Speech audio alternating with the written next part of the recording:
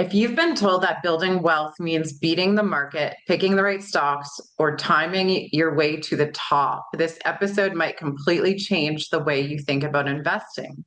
Today, we're unpacking the lies that Wall Street tells individual investors and what actually works instead. Andrew Parrillo, founder of Parrillo Investors, who focuses on helping individuals invest more efficiently and gain access to opportunities that traditionally feel out of reach, is back. And he is here today to talk about all of the things, including those lies that Wall Street tells you. So, Andrew, it's so good to have you back. Let's start there. When you say the biggest lie that Wall Street tells investors, what are you referring to? What are the lies that are being told to people? Yeah, that's a pretty strong word, lies. I think it's the what they're inferring, what Wall Street infers is that they can protect people's wealth. Okay. Hmm. And so that's the opening question. Can you really protect my wealth, Wall Street? And so you have to get an honest answer. What's the honest answer to that? Well, let's start out by asking Wall Street, what business is the wealth management industry in? Is the management industry in the business of making money for its clients after its fees compared to a market index returns that the clients could obtain on their own without any fee to speak of, or not? And so that's the first question. What business? So you ask your wealth manager, what business are you in? Okay. And here, just whatever the answer is pretty telling, I think. And if they're going to tell you that our industry is in the business of making money for our clients after our fees, that's the answer you want to hear. And then the next question is, okay, please give me a report that shows me how I have done in my portfolio over the last, 1, 3, 5, 10 or more years after your fee compared to a market index that replicates the allocations that I have had. In other words, that you might not be all in stocks, you might be in stocks and bonds and other categories, and the manager should be able to produce a composite index that will show what an index return would be. And then, of course, it will show you what their after fee annualized returns have been. And the other thing to ask along with that question is how much in dollars have I paid you over the last 1, 3, 5, and 10 years? And so that's the kind of stuff that investors really have to know. And I'm not sure that the wealth management industry is providing that voluntarily or Yeah. routinely. And if it is, then they have a really good wealth manager. Okay. And I think that's great. And I think everybody should have a very confident, solid relationship with their wealth management firms. Okay. And that's all I'm suggesting. You ask the right questions and you get answers. And I guess the other thing I would say, this is, this is really kind of common sense wisdom. If you don't ask, you don't get. Yeah.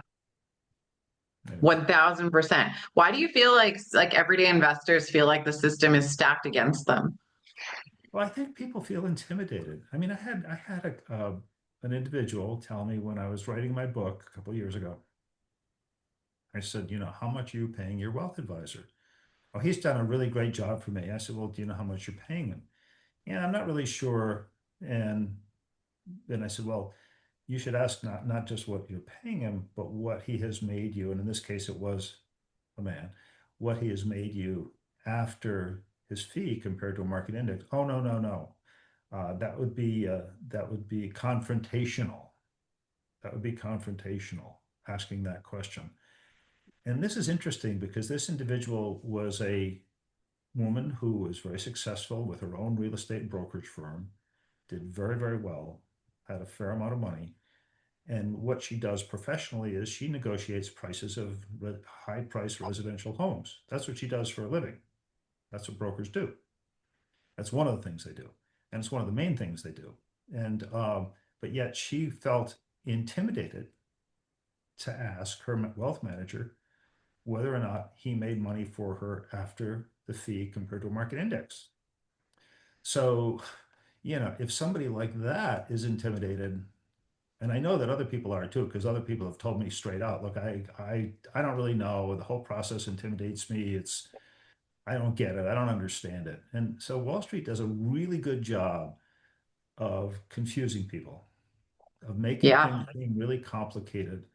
And, and what I try to do in my book is just tell people it's not complicated.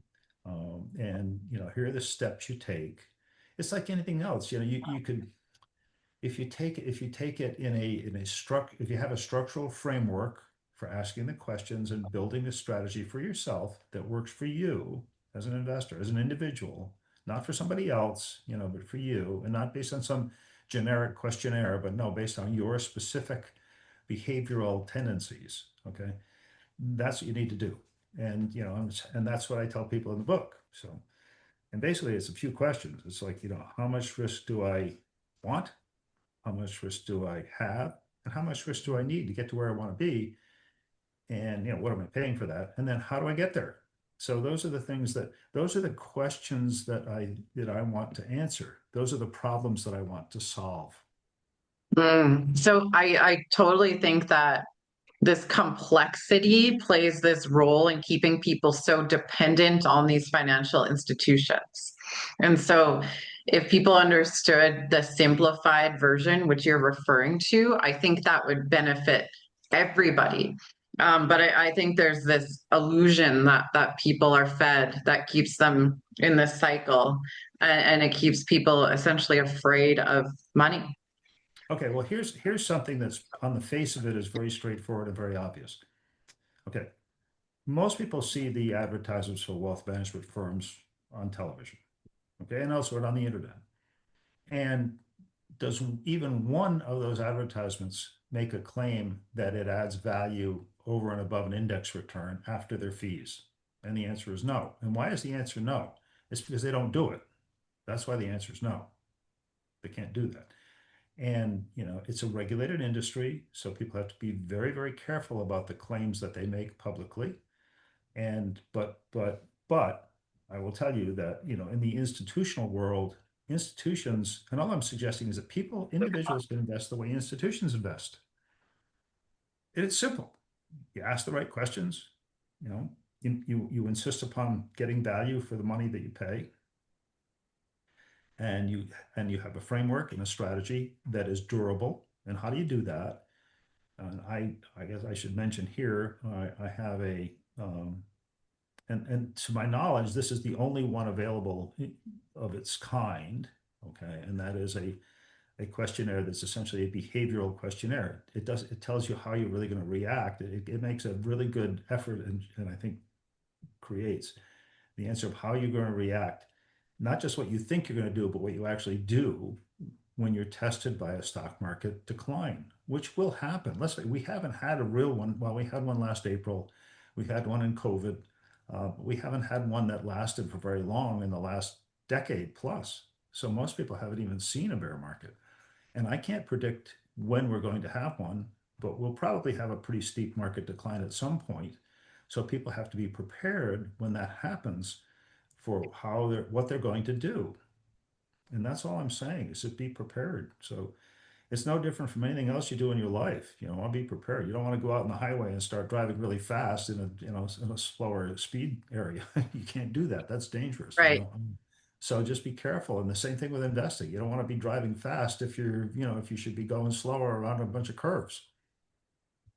Yeah, 100%. So I feel like if trying to outsmart the market isn't the answer, what is actually going to work over long term? What does it mean to slow down?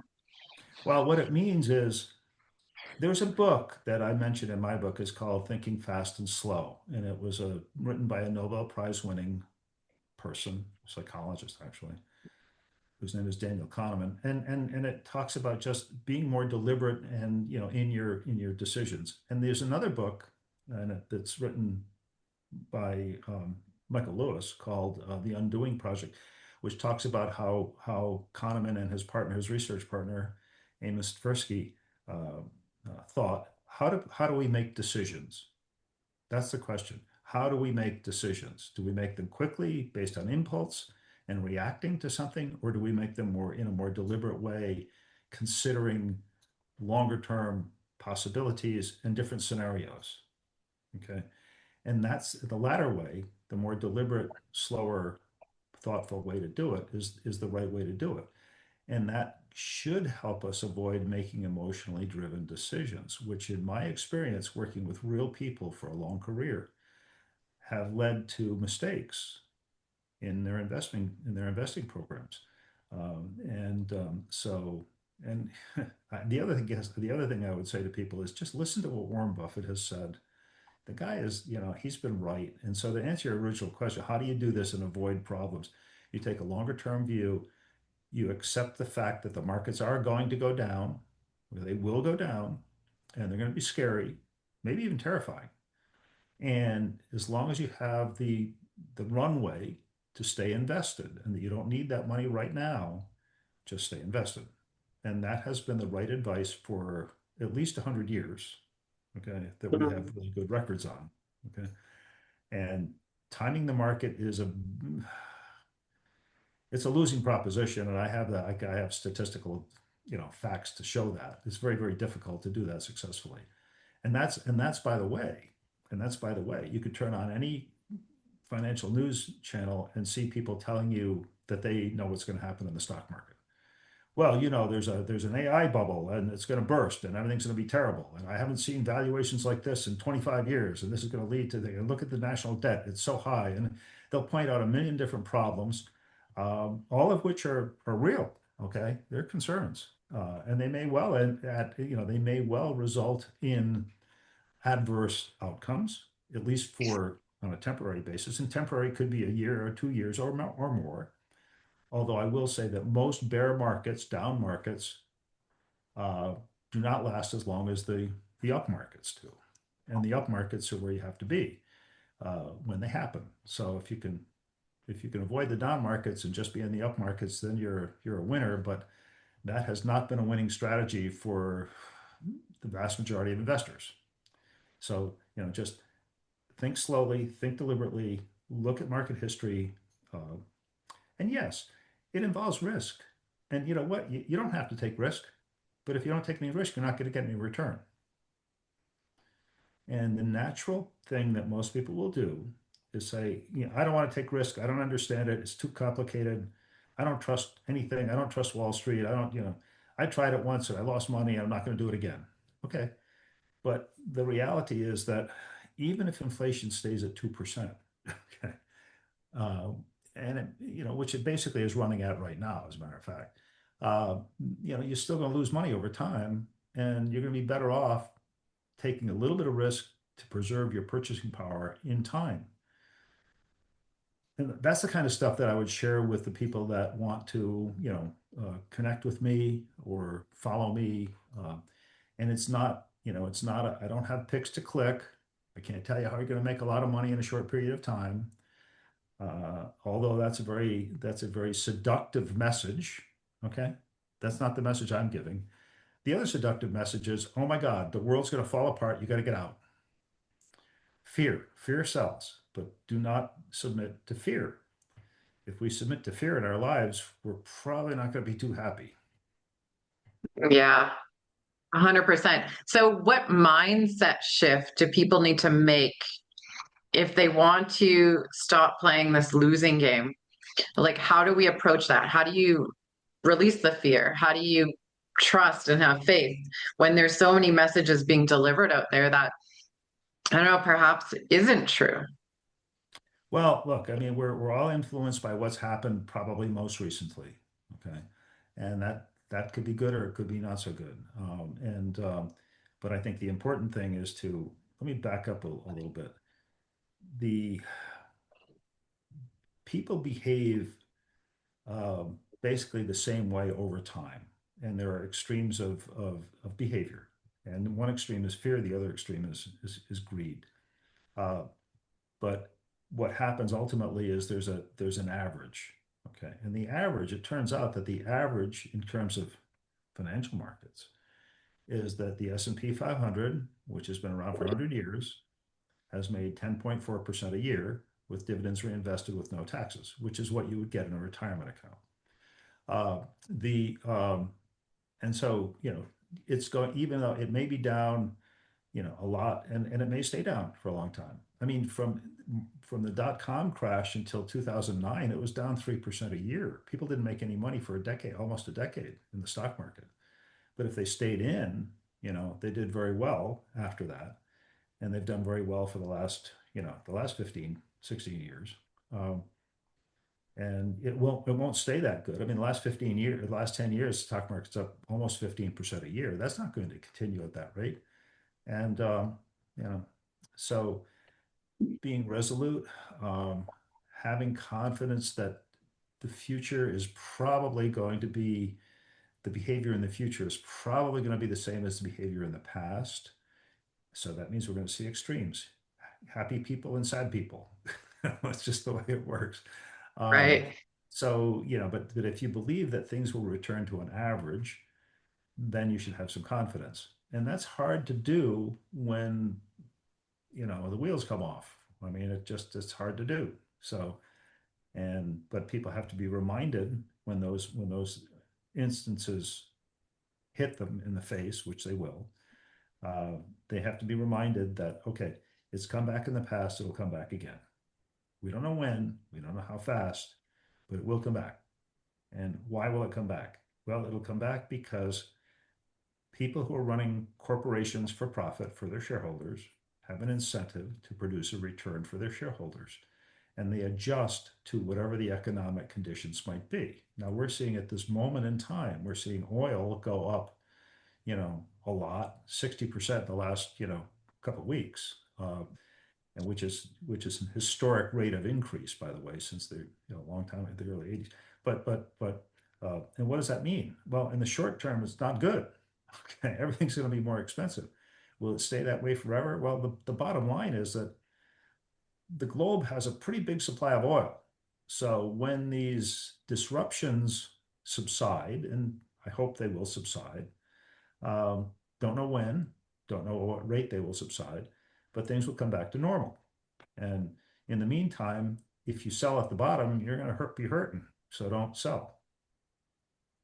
In the meantime, Right, right. by the way, what's happening in the world is for a dozen years, US stocks have outperformed all the other markets in the world, but not last year or so far this year. I mean, the non-US markets, emerging markets and international markets are up a lot where the domestic market is down this year so far. It's only been a couple months, but so far that's the case. So, you know, things have a way of rotating, and that's going to happen again. So, and what is that? What's the message there? The message there is if you're diversified, great. Well, why couldn't you pick the one that's going to go up, Parrillo? Well, all I could tell you is I cannot do that with enough confidence to say, all right, bet the whole ranch on this because this is going to do really well. No, I don't know that.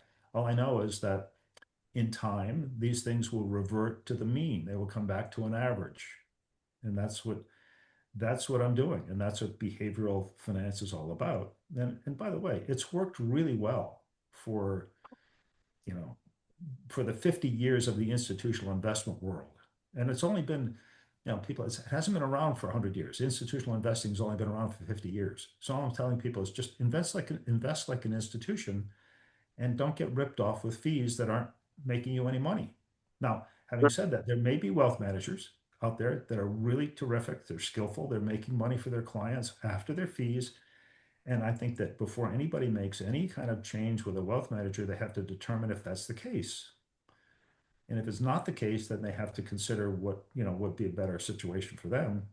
But if it is the case, then they should be very happy. And I would submit that there are some people out there that can do that. But if you don't ask, you don't find out. So you have to ask. And that's all I'm saying. Mhm. Yeah, so thank you so much for, talking about all of this. I know you don't like to use the word lie, but if you could replace the biggest misconceptions with some real truths about investing to clarify for the audience, what would that be? Well, first of all, nobody's going to save you.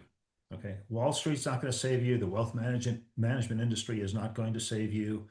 You're going to save yourself. And how are you going to save yourself? You're going to save yourself by knowing your tolerance for risk before you exceed it. You say, how the heck do I do that? Well, that's the business that I'm in. That's what I do. Okay. Let's help people do that. That's not easy to do, by the way. And I am a fiduciary. And you hear a lot about stuff. Well, we're fiduciaries, we're different. No, every registered investment advisor is a fiduciary by law. Okay. Every registered investment advisor must negotiate fees. That doesn't mean they're going to lower the fees, but by regulation, they have to be prepared to negotiate their fees. So if you go to somebody and say, well, I want to lower, oh, we can't do that. We don't do that. Well, that may be your decision, but that's not a regulatory requirement. Mhm. Regulations require that you are prepared to negotiate fees. It doesn't mean you lower them, but it does mean you have to say to people, we will negotiate them. People don't know that. That's another thing that is not disclosed by the wealth management industry, okay, which charges about 1%. Now, there are robo advisors out there, and if you want to work with um, an individual, um, I would suggest most people want to work with an individual rather than a computer screen, but okay. And oh, I know, by the way, at this point, I know a lot about AI, although we're learning more every day. But AI is wonderful. I wrote a whole post on this on LinkedIn, and people could look at it if they want. But a couple of weeks ago, authentic intelligence versus artificial intelligence, and there are differences. And AI has never lost money. People have lost money. Mhm. Uh, AI doesn't have to, you know, answer to anybody, really. And by the way, I'm a huge fan of artificial intelligence. I think it's amazing stuff. It's allowing us to interface with, this incredible device, and I think it's great. I'm all for it, and it's going to change the world. It is changing the world, and it's changing the way people work. I mean, in my case, when I had my firm, I was paying people six-figure salaries to do what I can do today with Claude AI for $20 a month, Mhm. a couple hours a month, and that's the truth. Right. So things are changing. And so just recognize change and don't resist it, embrace it, you know, try to take advantage of it. Yeah, that's really what's guided me through my whole life. Things are going to change, so let's change with them. Mhm. Yeah, no, absolutely. That's the truth. One thing about AI is you can't replace the human. And so there's so much that AI is transforming in the world, which is really great. It's reducing the amount of work that we have to do. And there's a lot of great things it's doing, but the human cannot be replaced. And you still need discernment from someone that's an expert in these things. I really appreciate you being here and for talking about all of this stuff. It's really clear that you have a passion to want to help people and that you're very, knowledgeable in this industry. We'll make sure to have the connections and your links in the show notes for people so they can understand more of what you do. But can you just clarify to the audience more of what you do? Yeah, sure. I help them determine again how much risk they have, how much risk they want, how much risk they have, and how much risk they need to get to where they're going. And how do we do that? We do that with probability analysis. Okay. That makes projections based on probable outcomes. There's no guarantee of anything, okay? But this is likely what's going to happen within a range, okay, of returns, of dollar returns. So I look at it in dollars and cents, not just percentages, and try to keep it real. And the other thing I do that people should want is I directly connect with people. So people can connect with me right here. I'm available.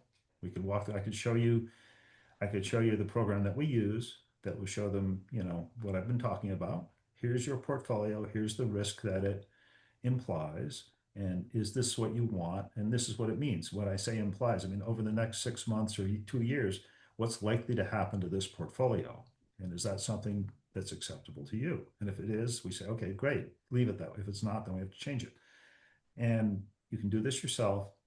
And we know that I think most people are pretty smart. They want to get value for what they pay in fees. And if they're not getting value, then there's no point in paying the fee. So, and that's truer today than ever.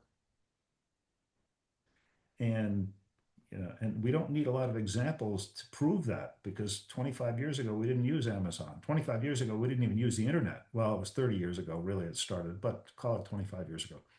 Uh, but now we do. And so now we have this incredible leverage and this incredible access to this great information. And one of the things I mentioned to you earlier, Lisa, is that to me, I've always been interested in humanizing the internet. It's not making it something other than this impersonal exchange of ideas, making it personal, making it tangible and real, keeping it real. And that's what I really want to do. And I don't know if that makes me any different from anybody else, but that is what I want to do. Yeah, the internet's definitely losing its personability with the use of AI. But it's also causing people to be really uncertain. And what you talked about with the trust is people are seeing so much, so many promises, so many people are promising different things, and people are, you know, trusting it in a moment of what I don't know if you want to call it desperation or whatever it is. And then they're being burnt by that. And then it's causing more distrust. And so there is a big problem that isn't being addressed right now, where all of these experts are coming in and talking about these things to get people to spend money, but then these people aren't being delivered what they're buying, and then that causes problems for the honest people out there that have integrity, that really want to see people thrive. So that is a big thing. So humanizing the internet, I think, is so important. Well, I agree. And, like there's no quick fix. There's no silver bullet. You have to be patient. Making money takes time. Time is on your side when you're investing. It's not it's your friend. Time is your friend. So use it. The one thing we all have the same amount of is time. Is how we use it that differs among people. But people are attracted to the shiny object. Well, if you do this, you'll run faster. If you get these shoes, you'll run faster. You'll be more comfortable. If you get this thing, whether it's physical performance or or your emotional well-being or whatever, there's always some quick fix out there. Well, you know, there's no quick fix in investing. It takes time. So I would be very suspicious of anybody that's promising something that will be a quick fix. There aren't any. It takes time. You have to be patient. You have to be resolute. You have to be deliberate. And that's just the way it goes. It's the same thing with training. People don't, you're not going to get strong in 1 or 2 or 3 sessions over a couple of weeks. No, you're going to get strong if you do things in a systematic way over more than a few weeks with the right amount of rest and the right diet and without injuring yourself, which is the first goal, of course, to do no harm. Let's do no harm Yeah. first. And so but I think if you think about it that way, there's no quick fix. So just don't be attracted to something that might seem great, for now, but you don't understand it. I mean, one of the and I could go into some interesting. I saw something this morning that was quite. It was another Wall Street hustle, basically, and it's basically an AI based system. It's basically Facebook for millionaires. Okay. So it's offering people to put their portfolios into this system and it will track the portfolio. It will give them all kinds of metrics on how it's doing and what they should do. And should they take gains to maximize their tax losses and et cetera, et cetera, et cetera. And basically all it's doing, and it's all compliant with, with the current laws on data security, but it does not, but what it's doing is it's collecting data on wealthy people, okay? But it doesn't say that it's not going to use that data to sell them things, okay?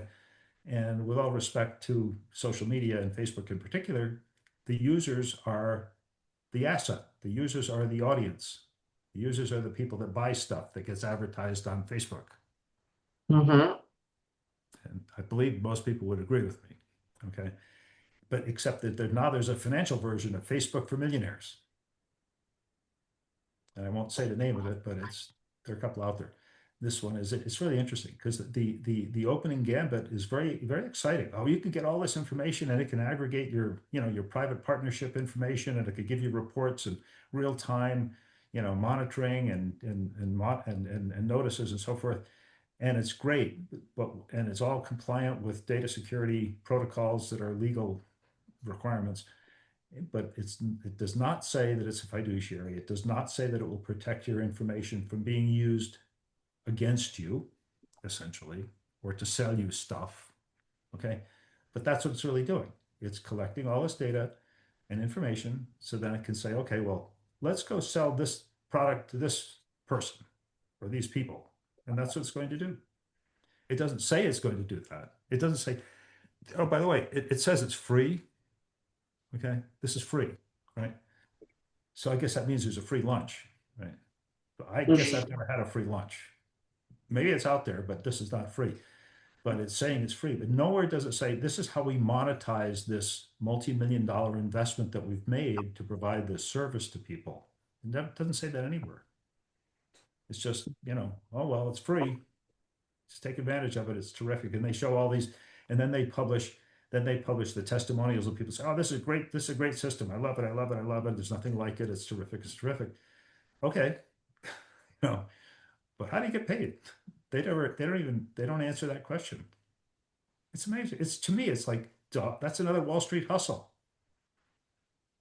Yeah, I mean, it's so important to use discernment these days and to really ask questions and ask the right questions and have the right people advocating for you if you're not an expert in the field that you're involved in. Yeah, but you know what? I think most people have a lot of common sense. Just ask common sense questions, and if you don't get a common sense answer, then walk away. Hmm. Yeah, It's it's not 100%. complicated. I respect I respect other people. And I don't care what IQ level they may have. People have common sense. They're going to take their hand off a hot stove. Okay, they're gonna they have enough common. They're going to get out of the rain if they can. I mean, I respect people's judgments, and I think that they just have to look at things simply and say, "Does how does this benefit me, and what does it cost me?"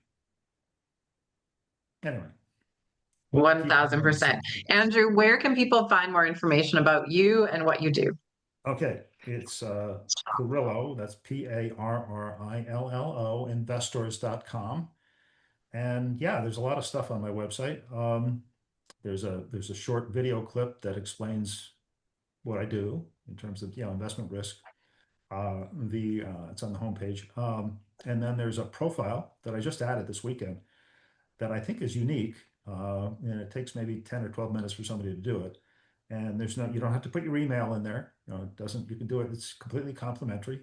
You can, if you want to connect with your email, you can put it in after you do the survey, you can put it in, but you don't have to put your email in before you do the survey, which of course I say is what every other site out there requires. If you want to do the survey, you have to put your personal information in, your contact information, but that's not me. I'm not going to be, no, I'm not collecting email addresses. I'm collecting people that might be interested in talking to me, but I'm not going to be reaching out to them. Amazing. Well, thank you so much for being here today and for Okay. debunking some of those myths that Wall Street is feeding people. It's been such a pleasure. Well, thanks, Lisa. You're terrific. Thanks a lot. Thank you. And to our audience, one of the most powerful things you can do is start questioning the assumptions that you've been taught about money. So, investing shouldn't feel like a secret club or a game you're destined to lose. The more people understand how the system works and where real opportunities exist, the more empowered they become to make decisions that serve their long term future. So, Andrew, thank you for bringing clarity to the topic that affects so many people. And for everyone listening, remember the goal is not to chase the market, but it's to build a strategy that works for your life. Thank you so much for joining us today. We'll make sure to have Andrew's information linked in the show notes so you can learn more about him and the work that he does and contact him if you have more questions. Until next time, take care, everyone.